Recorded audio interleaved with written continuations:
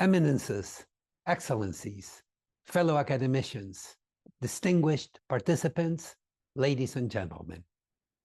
It is with gratitude and a sense of shared purpose that I address you today as you gather at the historic Casina Pio IV in the Vatican Gardens. We find ourselves, as Pope Francis so eloquently noted, quote, at the cusp of grasping the promise of humankind's latest technological tools, end of quote. Artificial intelligence, the focus of our discussions, is rapidly evolving, a reality that is both promising and risky. The rise of powerful large language models has inspired awe and revealed new fractures in the social and moral fabric of our societies. These new systems offer extraordinary possibilities, democratizing knowledge, sparking breakthroughs, advancing medicine, transforming education, and opening new paths in climate action and peace building. However, we must remember that technological progress that leaves the vulnerable farther behind risks our democratic values, violates our fundamental sense of human dignity, is always misguided. AI should serve rather than replace our goals for a more just, prosperous, and humane world. The Pontifical Academy of Social Sciences held a workshop on artificial intelligence, justice, and democracy at the Casina Pio IV in the Vatican City on March 4th and 5th, 2025. We reflected deeply on Pope Francis's plea for an algor ethics. AI, we noted at that summit, offers unprecedented power, capable of enhancing human abilities, but also capable of distorting truth, increasing bias, eroding civic trust. We carefully examined how misinformation, synthetic media, and biased algorithms can threaten the administration of justice, undermine elections, and weaken our public dialogue. We emphasize the urgent need to counteract these risks.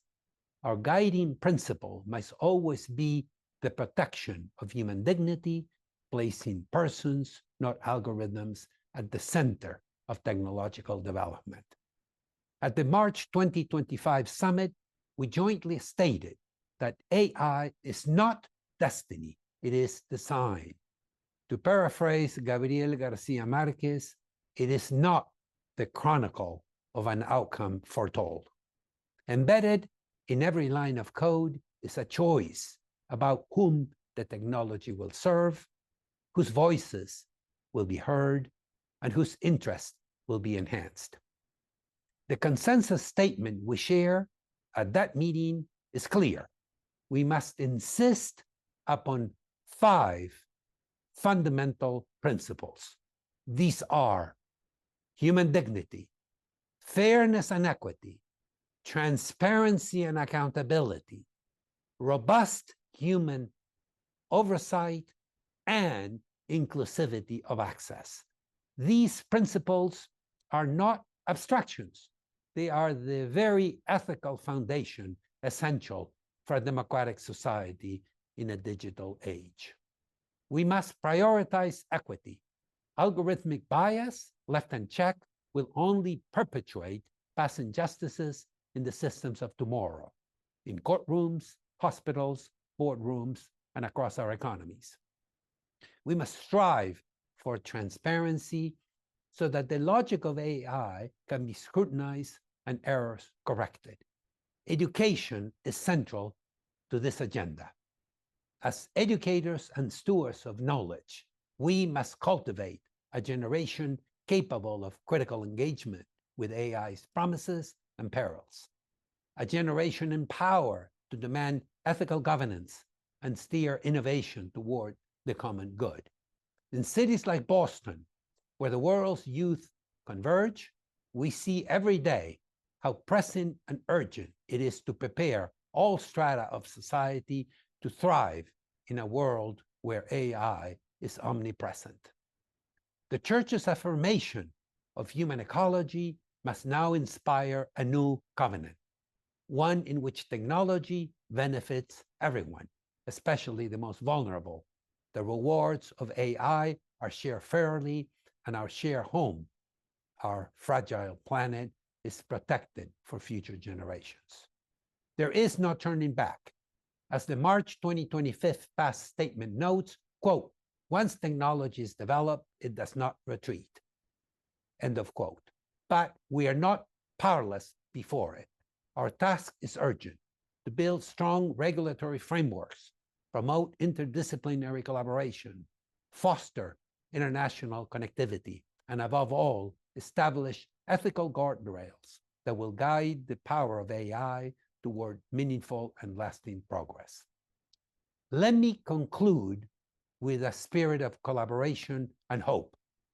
Boston, a beacon for innovation and pluralism, would be honored to continue this vital dialogue. The University of Massachusetts, Boston, home of the Paul English Institute for Applied AI, is ready and eager to host a follow-up summit at our campus where scholars, tech leaders, policymakers, and citizens can together shape the future of AI in service to justice, democracy, and our shared humanity. In that spirit, I bid you farewell and look forward to welcoming you in Boston next year. Thank you.